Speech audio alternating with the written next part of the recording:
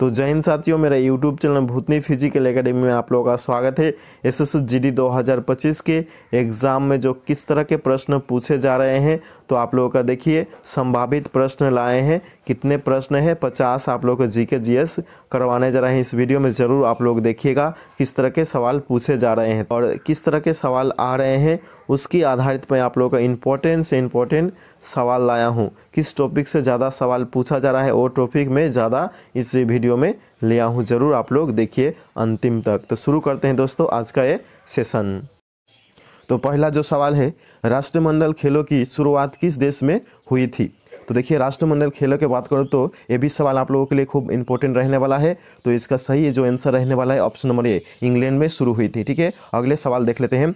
Net ball में एक team में कितने खिलाड़ी होते हैं? तो नेट बॉल की बात हो रहा है, ये सवाल जरूर आप लोगों को पूछा जाएगा। इसका सही जो आंसर रहने वाला है ऑप्शन नंबर बी, 7 खिलाड़ी होते हैं। ठीक है, अगले सवाल देख लेते हैं। प्रधानमंत्री बजट 2024 को किस नाम से संबोधित किया? तो इसका सही आंसर क्या रहने वाला है? तो बजट से भी आप लोगों का सवाल आ रहा है, तो इसका सही जो आंसर रहने वाला है ऑप्शन नंबर सी, ज्ञान बजट। ठीक है, जरूर याद रख लीजिएगा। एक और सवाल देख लेते हैं। विश्व के सबसे लंबा लिखित संविधान किस देश का है? तो विश्व का सबसे लंबा लिखित संविधान की बात करो तो हमारे प्यारे भारत का है। ठीक है, जरूर याद रख लीजिए। एक और सवाल देखते हैं। स्वदेशी आंदोलन का लोगों पर सबसे अधिक प्रभाव किस क्षेत्र में पड़ा?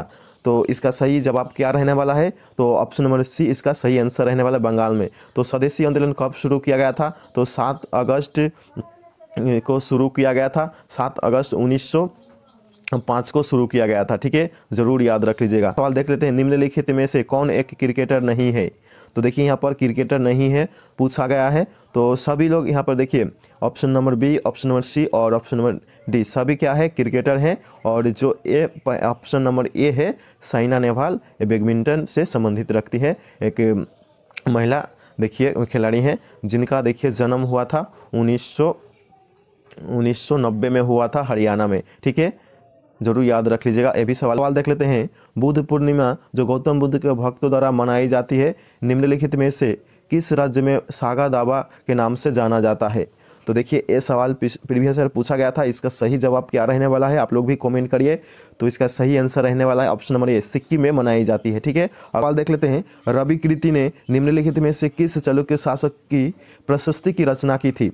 तो इसका सही जवाब क्या रहने वाला है? ऑप्शन नंबर ए इसका सही आंसर रहने वाला है, पुलकेशिन द्वितीय। ठीक है, जरूर याद रख लीजिएगा। एक और सवाल देख लेते हैं। शास्त्रीय निम्नलिखित में से किस राज्य का शास्त्रीय नृत्य है? तो शास्त्रीय की बात करो तो किस राज्य का शास्त्रीय नृत्य है? तो इसका सही जो आंसर रहने वाला है ऑप्शन नंबर डी। ठीक है, असम की बैडमिंटन एकल में यदि दोनों खिलाड़ी के अंक 29 अंक है तो उनमें से एक किस अंक पर खेल जीतेगा? तो इसका सही आंसर क्या रहने वाला है? ऑप्शन नंबर डी इसका सही आंसर रहने वाला है, 30वां अंक। 30वां अंक जिनका रहेगा वो लोग जीत जाएंगे। ठीक है, अगले सवाल देख। इसका उपयोग बोरा, चट्टी, रस्सी, सूत, कालीन और अन्य कलाकृतियाँ बनाने में किया जाता है। यहाँ किस फसल की बात हो रही है? तो देखिए जो ये सवाल प्रीवियस ईयर से मैं लिया हूँ, जरूर आप लोगों के लिए इंपॉर्टेंट रहने वाला है। तो ऑप्शन नंबर ए इसका राइट आंसर रहने वाला है, जूट। ठीक है, जरूर याद रख लीजिएगा। एक और सवाल देख लेते हैं। सोडियम सल्फेट और बेरियम क्लोराइड की अभिक्रिया बनने वाला सफ़ेद अवक्षेप क्या होता है? तो इसका सही आंसर क्या रहने वाला है? Barium sulphate. ठीक, लोकसभा का कार्यकाल जब तक भंग ना हो इसकी पहली बैठक नियम तारीख से डेस तक होता है। तो देखिए लोकसभा कार्यकाल के अगर भंग ना हो तो उसकी पहली बैठक नियम तारीख तक कितनी रहती है? तो 5 वर्ष। ठीक है, 5 वर्ष रहती है। ठीक है, एक और सवाल देख लेते हैं। लू किस ऋतु की विशेषता है? लू किस ऋतु की विशेषता है? ये सवाल प्रीवियस ईयर पूछा गया था, तो इसका सही आंसर रहने वाला है ग्रीष्म ऋतु की विशेषता है लू। अगले सवाल देख लेते हैं। स्टार्टअप इंडिया को देश के अंतर्गत लॉन्च किया गया था। तो स्टार्टअप इंडिया की बात करो तो देखिए किसके अंतर्गत लॉन्च किया गया था? तो इसका सही आंसर रहने वाला है ऑप्शन नंबर डी, तो वाणिज्य एवं उद्योग मंत्रालय द्वारा लॉन्च किया गया था। अगले सवाल देख लेते हैं। एक और सवाल है। जनगणना 2011 के अनुसार भारत में साक्षरता दर कितनी थी?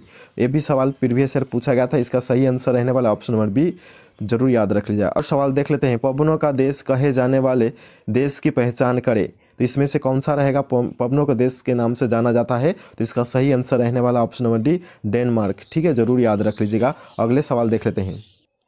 एक और सवाल देख लेते हैं, बीसीसीआई का पूर्ण रूप क्या है? इसका सही आंसर रहने वाला option number A, board of control for cricket in India. ठीक है, जरूर याद रख लीजिए। अगले सवाल देख लेते हैं, कांग्रेस और मुस्लिम लीग ने लखनऊ समझौता किस वर्ष किया था? कांग्रेस और मुस्लिम लीग ने लखनऊ समझौता की बात करो तो किस वर्ष किया था? 1910 में किए थे, जरूर याद रख लीजिए। एक और सवाल देख लेते हैं, हरित क्रांति मुख्य रूप से देश पर निर्भर है, तो इसका सही आंसर रहने वाला है option number A, high priority program. Option number A इसका राइट आंसर रहने वाला है। देख लेते हैं, किस भारतीय प्रधानमंत्री के कार्यकाल में भारतीय संविधान में मौलिक कर्तव्यों को शामिल किया गया था? तो इसका सही आंसर रहने वाला है option number D, Indira Gandhi.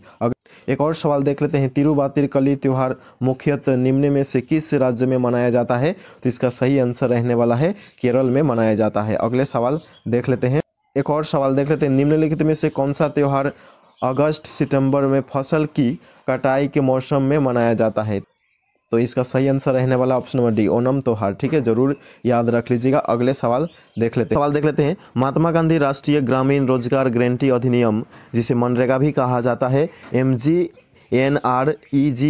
किस वर्ष पारित किया गया था? तो इसका सही जवाब रहने वाला है ऑप्शन नंबर सी, तो 2005 में इसे पारित किया गया था। अगले सवाल देख लेते हैं, एक और सवाल देखते हैं, पंचायती राज व्यवस्था सबसे पहले भारत के किस राज्य में लागू की गई थी? तो इसका सही आंसर क्या रहने वाला है? आप लोग भी इस वीडियो को पॉज करके आंसर देने का कोशिश करिए। तो इसका सही जवाब जो रहने वाला है ऑप्शन नंबर ए, इसका राइट आंसर रहने वाला राजस्थान में सबसे पहले पंचायती राज व्यवस्था लागू किया गया था। ठीक है, अगले सवाल देख लेते हैं, एक और सवाल देख लेते हैं, कर्क रेखा भारत के कितने राज्य होकर गुजरती है? कर्क रेखा भारत के कितने राज्य होकर गुजरती है? तो इसका सही आंसर रहने वाला है ऑप्शन नंबर सी, 8 राज्य होकर गुजरती है। अगले सवाल देख लेते हैं, एक और सवाल देख लेते हैं, गुजरात के वर्तमान मुख्यमंत्री कौन है? गुजरात के वर्तमान में मुख्यमंत्री कौन है? तो इसका सही आंसर जो रहने वाला है option number C, Bhupendra Patel. ठीक है, जरूर याद रख लीजिएगा। अगले सवाल देख लेते हैं, हेमी महोत्सव किस राज्य में मनाया जाता है?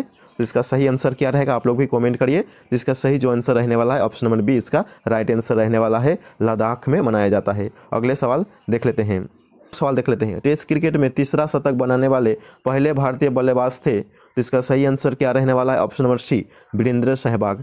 ओकाई बांध किस नदी पर स्थित है?